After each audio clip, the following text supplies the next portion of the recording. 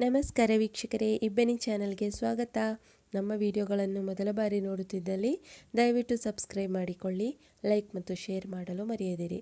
ಕತೆಗಳನ್ನು ಸ್ಕಿಪ್ ಮಾಡದೆ ನೋಡಿ ಆನಂದಿಸಿ. ಕತೆಯ ಹೆಸರು ಶೃಂಗಾರ ಕಾವ್ಯ, ಭಾಗ 110. ಲೇಖಕರು ಕೈಸರ್ ಜಹಾ. ಎಲ್ಲ ರೀತಿಯಲ್ಲೂ ತೊಂದರೆಗಳನ್ನು ನೀಡಿರುವುದು ನಾನು ಪ್ರತೀಕ್. ನಿಮ್ಮನ್ನು, ನಿಮ್ಮ ಮನೆಯವರನ್ನು ಮನಪೂರ್ವಕವಾಗಿ ಒಪ್ಪಿಕೊಳ್ಳದೆ ಇದ್ದವಳು ನಾನು. ಹಾಗೆಲ್ಲ ಇರುವಾಗ ಯಾವ ಮುಖ ಇಟ್ಟುಕೊಂಡು ನಿನ್ನ ಬಳಿ ಬಂದು ನಾನು ಹೇಳಬೇಕಿತ್ತು ನೀವು ಬೇಕು ಅಂತ? ಹಾಗೇನಾದರೂ ನಾನು ಹೇಳಿದ್ದಿದ್ದರೆ ಇದರಲ್ಲೂ ನನ್ನ ಸ್ವಾರ್ಥ ಇದೆ ಅಂತ ನೀವು ತಿಳಿಯುತ್ತಿರಲಿಲ್ಲವಾ? ಹೇಳಿ ಅದಕ್ಕೆ ಪ್ರತೀಕ್. ನೀವು ನಿಮ್ಮ ಪ್ರೀತಿ ಬೇಕಿದ್ದರೂ ನಾನು ಏನೂ ಹೇಳಲಿಲ್ಲ ಎಂದಾಗ ಆಕೆಯ ಕೆನ್ನೆಯ ಮೇಲಿದ್ದ ಕಣ್ಣೀರನ್ನು ಒರೆಸಿದ ಪ್ರತೀಕ್ ತನ್ನ ಪಕ್ಕದಲ್ಲಿ ಕೂರಿಸಿಕೊಂಡವನು, ಹೋಗಲಿ ಬಿಡು, ಈಗ ಅಳಬೇಡ ನೀನು. ಇಬ್ಬರೂ ಕೂಡ ತಪ್ಪು ಮಾಡಿದ್ದೇವೆ, ಅದನ್ನು ಸುಧಾರಿಸಿಕೊಂಡು ಹೊಸ ಜೀವನ ಮಾಡೋಣ. ನಮಗೆ ಈಗ ಮುದ್ದಾದ ಮಗಳಿದ್ದಾಳೆ, ಅವಳ ಒಳ್ಳೆಯ ಜೀವನವನ್ನು ರೂಪಿಸೋಣ ಎನ್ನುವಾಗ, ಹಾಗಿದ್ದರೆ ನಿಮ್ಮ ಎರಡನೇ ಮದುವೆ, ನಿಮ್ಮ ಹೊಸ ಹೆಂಡತಿ ಕತೆ ಎಂದು ಕೇಳಿದಾಗ, ನಿನ್ನ ಮನಸ್ಸಿನಲ್ಲಿ ಏನಿದೆ ಎನ್ನುವುದನ್ನು ನಾನು ತಿಳಿದುಕೊಳ್ಳಬೇಕಿತ್ತು. ಅದಕ್ಕೆ ಎರಡನೇ ಮದುವೆ, ಹೆಂಡತಿ ಎಲ್ಲ ಒಂದು ನಾಟಕ ಅಷ್ಟೆ. ಆದರೆ ಈಗ ನನಗೆ ಎಲ್ಲ ವಿಷಯ ತಿಳಿಯಿತು ಎಂದಾಗ, ಅಂದರೆ ಎಂದು ಆಕೆ ಕೇಳಿದಾಗ, ಅಂದರೆ ಏನಿಲ್ಲ, ನಾನು ರೂಮಿನಲ್ಲಿದ್ದೀನಿ ಅಂದುಕೊಂಡು ನೀನು ಎಲ್ಲ ನಿಮ್ಮ ಮನೆಯವರ ಬಳಿ ಹೇಳುತ್ತಿದ್ದೆ ನೋಡು, ಆಗ ನಾನು ಎಲ್ಲವನ್ನು ಕೇಳಿಸಿಕೊಂಡೆ ಎಂದಾಗ, ಮತ್ತೆ ಈಗ ಬೇಜಾರಲ್ಲಿ ಇದ್ರಿ ನಾನು ಬರೋವಾಗ ಎಂದಾಗ, ನೋಡೋಣ ನನ್ನ ಹೆಂಡತಿ ನನ್ನನ್ನು ಹೇಗೆ ರಮಿಸುತ್ತಾಳೆ, ಹೇಗೆ ಪ್ರೀತಿಯಿಂದ ಮಾತನಾಡುತ್ತಾಳೆ ಅಂತ ನೋಡಬೇಕಲ್ಲವೇ? ಅದಕ್ಕೆ ಈ ರೀತಿ ನಾಟಕವಾಡಿದೆ ಎನ್ನುವನು. ಹೋಗಿ ನೀವು ಎಂದು ಎದ್ದು ಹೋಗುವವಳ ಕೈ ಹಿಡಿದಾಗ ಅವನನ್ನು ಅಪ್ಪಿಕೊಂಡವಳು ಅಳುವುದಕ್ಕೆ ಶುರು ಮಾಡುವಳು. ನನ್ನನ್ನು ಕ್ಷಮಿಸಿಬಿಡಿ ಪ್ರತೀಕ್, ದಯವಿಟ್ಟು ಕ್ಷಮಿಸಿಬಿಡಿ ಎಂದು ಬಿಕ್ಕಿ ಬಿಕ್ಕಿ ಅಳುವಳು. ಅಷ್ಟರಲ್ಲಿ ಪ್ರತೀಕ್, ಚಾಂದಿನಿ ಸಮಾಧಾನ ಮಾಡಿಕೋ, ಬಾಣಂತಿ ನೀನು, ಹೀಗೆಲ್ಲ ಅಳಬಾರದು. ನಾನು ನಿನ್ನನ್ನು ಯಾವತ್ತೋ ಕ್ಷಮಿಸಿಬಿಟ್ಟಿದ್ದೇನೆ. ನೀನು ತಪ್ಪು ಮಾಡುವುದಕ್ಕೆ ನಾನೇ ಕಾರಣ, ಸುಮ್ಮನಿರು, ಅಳಬೇಡ. ಈಗ ಎಲ್ಲ ಸರಿ ಹೋಗಿದೆ ತಾನೇ, ಸುಮ್ಮನಿರು ಎಂದಾಗ ಅವನಿಂದ ಸರಿದವಳು, ನಿಮಗೆ ಗೊತ್ತಾ ಪ್ರತೀಕ್, ತನ್ವಿ ಹುಟ್ಟಿದ ಮೇಲೆ ನನಗೆ ನನ್ನ ಮೇಲೆ ತುಂಬ ಕೋಪ ಬಂತು. ನಾನು ಯಾಕೆ ಹಾಗೆಲ್ಲ ಮಾಡಿದೆ ಅಂತ ಆಗಲೇ ನನಗೆ ಸಂಬಂಧಗಳ ಬೆಲೆ ತಿಳಿದದ್ದು. ಆಗಲೇ ನಾನು ಒಂದು ಹೆಣ್ಣಾಗಿ ಮಾಡಿದ್ದು ತಪ್ಪು ಅಂತ ಗೊತ್ತಾಗಿದ್ದು. ಯಾವುದೋ ರೀತಿಯ ನಶೆಯ ಲೋಕದಲ್ಲಿ ತೇಲಾಡುತ್ತಿದ್ದೆ. ಮಗು, ಗಂಡ, ಜೀವನ ಯಾವುದು ಕೂಡ ನನಗೆ ಬೇಡವಾಗಿತ್ತು. ನಾನೇನಾದರೂ ಕೆಟ್ಟ ನಿರ್ಧಾರ ತೆಗೆದಿರುತ್ತಿದ್ದರೆ ಈಗ ಕಣ್ಣೀರಿನಲ್ಲಿ ಕೊರಗಬೇಕಿತ್ತು. ಆದರೆ ದೇವರು ದೊಡ್ಡವರು, ನನ್ನ ಜೀವನದಲ್ಲಿ ಆಗಬೇಕಿದ್ದ ದೊಡ್ಡ ಅನಾಹುತವನ್ನು ತಪ್ಪಿಸಿಬಿಟ್ಟಿದ್ದ. ಆಗಲೇ ನನಗೆ ಜೀವನದ ಬೆಲೆ ಸಹ ತಿಳಿದದ್ದು ಎನ್ನುವಾಗ, ನನಗೆ ಗೊತ್ತು ಚಾಂದಿನಿ, ಇಲ್ಲ ಎಂದರೆ ನಿನ್ನಲ್ಲಿ ಇಷ್ಟು ಬೇಗ ಬದಲಾವಣೆ ಕಾಣೋದಕ್ಕೆ ಸಾಧ್ಯನೇ ಇರಲಿಲ್ಲ. ಎಲ್ಲರೂ ಅವರು ಮಾಡಿದ ತಪ್ಪುಗಳಿಂದ ಪಾಠ ಕಲಿಯುತ್ತಾರೆ. ಆ ಪಾಠ ಕಲಿತು ಹೊಸ ಜೀವನಕ್ಕೆ ಕಾಲಿಟ್ಟರೆ ಪರವಾಗಿಲ್ಲ. ಅದು ಬಿಟ್ಟು ಇನ್ನೂ ನಮ್ಮ ಹಳೆ ಚಾಳಿನ ಬಿಡಲ್ಲ ಅಂದರೆ ಮತ್ತೆ ಎಡವಿ ಬೀಳುವುದರಲ್ಲಿ ಸಂಶಯವೇ ಇಲ್ಲ. ಮನುಷ್ಯ ಎಂದ ಮೇಲೆ ತಮ್ಮ ಜೀವನದಲ್ಲಿ ಕೆಲವೊಂದು ತಪ್ಪು ನಡೆದೇ ನಡೆಯುತ್ತದೆ. ಆದರೆ ನಾವಾಗಿ ಮುಂದಿನ ಅನಾಹುತ ನಡೆಯುವುದಕ್ಕೆ ಮುಂಚೆ ಎಚ್ಚೆತ್ತುಕೊಂಡರೆ ದೊಡ್ಡ ಗಂಡಾಂತರದಿಂದ ಪಾರಾಗಬಹುದು. ಈಗ ನಾವಿಬ್ಬರೂ ನಮ್ಮ ಹೊಸ ಜೀವನವನ್ನು ಶುರು ಮಾಡೋಣ.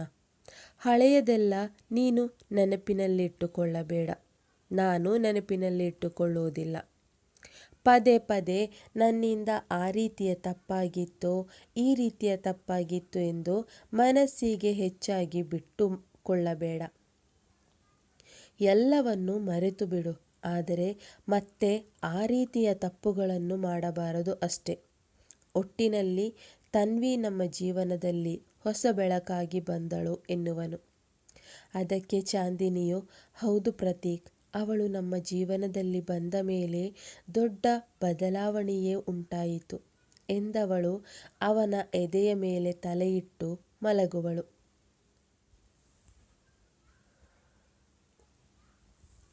ಪ್ರತೀಕ್ 2 ಕೈಗಳಿಂದ ಆಕೆಯನ್ನು ಅಪ್ಪಿಕೊಂಡು ಮಲಗುವನು. ಯಾಕೆ ಕಾವ್ಯ, ಏನಾಯಿತು? ಯಾಕೆ ಅಪ್ಸೆಟ್ ಆಗಿದ್ದೀಯಾ? ಆಫೀಸಿನಲ್ಲಿ ನೇಹ ಕೇಳಿದಾಗ, ಹಾಗೇನಿಲ್ಲ ನೇಹ ಎಂದು ಹೇಳಿದಾಗ, ಸುಳ್ಳು ಹೇಳಬೇಡ, ಏನಾಯಿತು ಹೇಳು ಎಂದು ಕೇಳಿದಾಗ, ತನ್ನ ಮನಸ್ಸಿನಲ್ಲಿರುವುದನ್ನು ತನ್ನ ಗೆಳತಿಯ ಬಳಿಯಾದರೂ ಹೇಳಿಕೊಳ್ಳೋಣ ಎಂದು ಯೋಚಿಸಿದ ಕಾವ್ಯ, ನೇಹ, ನಾನು ಪ್ರೆಗ್ನೆಂಟ್ ಆಗುತ್ತಿಲ್ಲ ಕಣೆ ಎಂದಾಗ ಆಕೆಯ ಮಾತುಗಳನ್ನು ಕೇಳಿದ್ದ ನೇಹ ನಕ್ಕಾಗ ಕಾವ್ಯಳಿಗೆ ಸಿಟ್ಟು ಬರೋದು. ಏನೇ ನೇಹ ನೀನು, ನಂದೇ ನನಗೆ ಎಂದರೆ ನೀನು ನಗುತ್ತಾ ಇದ್ದೀಯಾ ಎನ್ನುವಾಗ, ನಿನ್ನ ಮಾತು ಕೇಳಿ ನಗೋದು ಬಿಟ್ಟು ಯಾರಾದರೂ ಅಳುತ್ತಾರಾ? ಅಲ್ಲ ಕಣೆ ಕಾವ್ಯ, ನೀನು ಯಾವಾಗಿಂದ ಹೀಗೆ ಯೋಚನೆ ಮಾಡುವುದನ್ನು ಶುರು ಮಾಡಿದೆ?